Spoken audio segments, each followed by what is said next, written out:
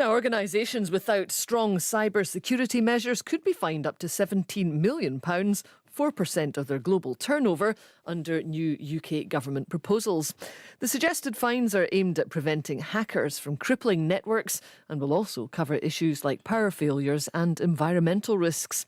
Professor Bill Buchanan, an expert in computer security and cybercrime from Edinburgh Napier University, joins me now. So do you run us through the proposals here? Well, this is really part of the UK meeting its requirements for an EU directive called the Network and Information Systems, NIS directive, and very much is about improvement rather than being a punitive type approach. Along with that, we're looking also in May of next year that GDPR regulations will come in, and that's much more focused about data. This one is very much focused upon our critical national infrastructure, energy, water, transport and health.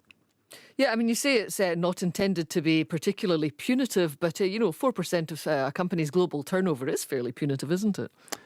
It is, but it's really a wake-up. I think the carrot hasn't worked, and now we need a little bit of a stick to make sure that companies really meet their regulations. If a hacker was to bring down the energy supplies in Edinburgh or Glasgow, it would really collapse a lot of the infrastructure. Business would suffer great losses, transport systems would fail, and so on. So it's really just a part of us really living in this new world, this new internet age.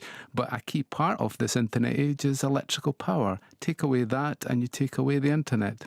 So you say the carrot hasn't worked. Is there evidence then that some of these firms are complacent? I wouldn't like to be quoted on that. You can never really 100% defend against an attack, a sophisticated, targeted attack. But there has been cases, and we've seen it with WannaCry within the NHS, that maybe we aren't quite as robust as we could do. Can a site, say, be brought down? A power failure on a data centre, is it possible for another data centre to be put into operation? We saw it with Capita and BA that it can cause major destruction to the infrastructure if you lose the power. Do you think these companies have the expertise to adequately protect themselves usually? I think we're dealing with a wide range of public sector companies against, or public sector organisations against commercial companies. Certainly things like water, transport and energy, you're looking more at private company infrastructure.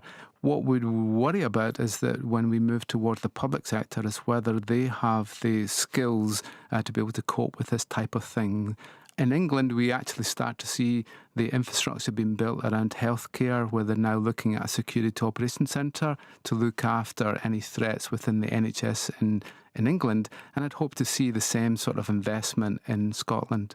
So is building up a kind of firewall the only answer then, given, I suppose, an awful lot of these attacks are out with our jurisdiction coming from abroad? I think a firewall, the whole concept of a firewall, of hardening that outside shell, has really gone now. More and more the attacks are inside the network, and we also have the problem of insider threats. So somebody could be leaking information, somebody could be damaging the network infrastructure. So companies need to really understand where the key critical assets are and how to protect them. As you say, very difficult to do that though, isn't it? It's almost impossible, and I think you would never be fined if you were shown to be testing and evaluating and then trying to understand the threats that are involved.